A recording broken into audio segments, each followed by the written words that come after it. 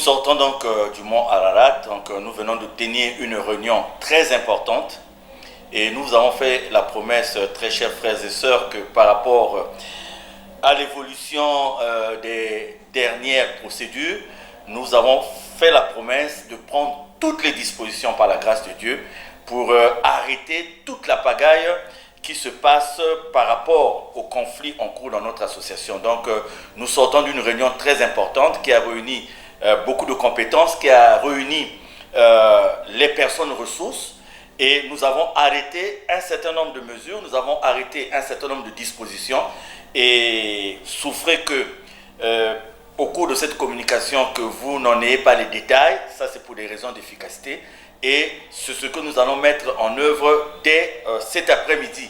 Donc je peux une fois de plus vous rassurer, mes bien-aimés, que nous sommes debout par la grâce de Papa Guy-Émile Oufouas-Setou-Kabo. Nous sommes debout au nom de Papa Guy-Émile Oufouas-Setou-Kabo pour extraire cette dent une bonne fois pour toutes. Je vous ai pris la parabole de la dent, j'ai dit qu'il fallait l'extraire, et nous sommes arrivés donc à cette étape où nous allons vraiment extraire cette dent. Nous allons dire aux yeux de tout le monde ce qu'il en est exactement, et pour qu'on arrête de nous traîner à gauche et à droite, et pour que aussi que tous ceux qui profitent de ce conflit de l'Ozolo, soit pour des raisons pécuniaires, soit pour d'autres raisons, puissent comprendre que le moment est venu de dire à tout le monde: voilà, voici. Donc souffrez que je ne mette pas les détails. Donc c'est simplement, si nous revenons vers la rédaction, si nous revenons vers vous, si nous revenons vers la RTOPA, c'est pour dire que cette réunion s'est très bien passée.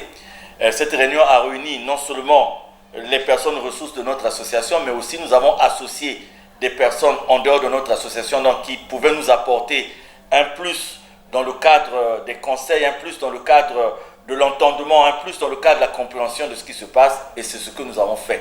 Nous vous demandons simplement, mes bien-aimés, d'accompagner cette action dans vos prières, d'accompagner cette action dans le courrier, d'accompagner cette action dans la méditation, parce que nous sommes convaincus que c'est Guy-Émile Oufouas-Setou-Kabo lui-même qui a la manœuvre, et nous allons y arriver par sa grâce. En tout cas, donc voilà le but de notre retrouvaille aujourd'hui au mont Ararat. Nous avons profité dans une deuxième phase, puisque vous savez que moi, votre président adjoint, entre-temps, je n'étais pas là. Donc, j'ai eu aussi à être informé du fait que nous avons reçu des courriers, des informations. Et parmi les correspondances que nous avons reçues, il m'a été fait état d'une lettre, d'une note circulaire, émanant, entre guillemets, de Papa Raymond Babingui. Donc, j'ai lu une note qui n'est pas signée, donc il n'y a pas de signature, mais dont on dit qu'elle émanait de Papa Raymond Babingui, que nous connaissons tous, que nous respectons tous.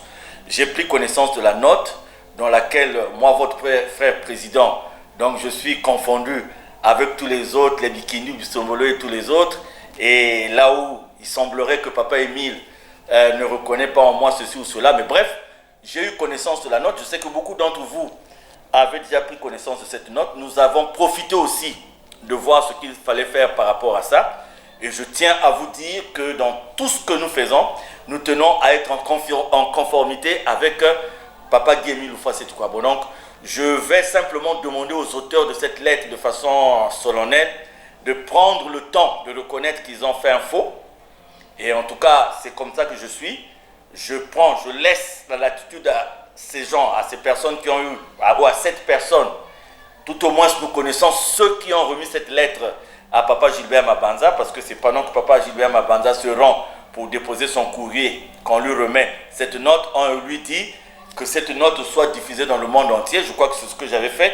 J'avais mis cette note sur Internet et j'attendais de rentrer au pays pour avoir toutes les clarifications. Et maintenant que j'ai toutes les clarifications, je demande humblement, fraternellement, à ceux qui ont boutiqué, je pèse les mots, ceux qui ont boutiqué cette note, de se prononcer, de reconnaître qu'ils ont fait un faux, de la retirer le plus rapidement possible, faute de quoi, dans les 48 heures, d'après ce que nous venons de décider à la réunion, nous serons obligés de prendre des mesures pour que pareille chose ne se répète plus, pour que pareille chose ne se rencontre plus dans notre association, qui a un président fondateur unique, le seul, Guy-Émile Oufouas-Setou-Kabo, dont nous savons reconnaître et la voix et l'écriture, et dont nous savons reconnaître même le style dans la façon de s'exprimer, dans la façon d'échanger, dans la façon de communiquer.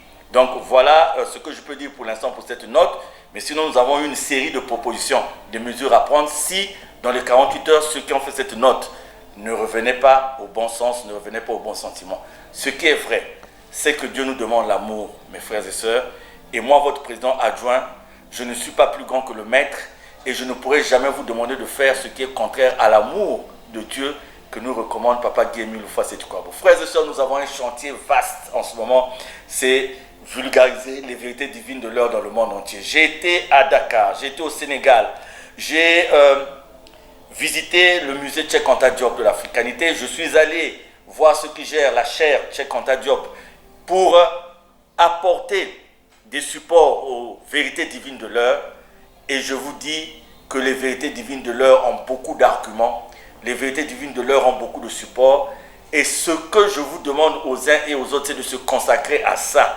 Regardez aujourd'hui, quand je lis les articles concernant Simon Kimbangu, je vois comment nos frères, nos sœurs kimbanguistes se sont battus pour présenter l'œuvre de Simon Kimbangu, se sont battus pour présenter l'histoire même de Simon Kimbangu, se battent pour présenter la doctrine de Simon Kimbangu. Parce que là, ils sont convaincus de cette vérité de Simon Kimbangu.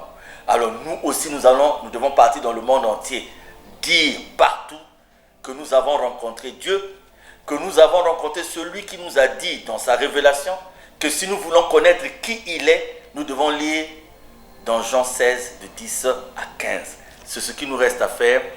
Et à partir de là, nos problèmes, nos situations, nos difficultés, une fois que nous serons en plein dans le travail de Dieu, eh bien, Dieu sait ce dont nous avons besoin.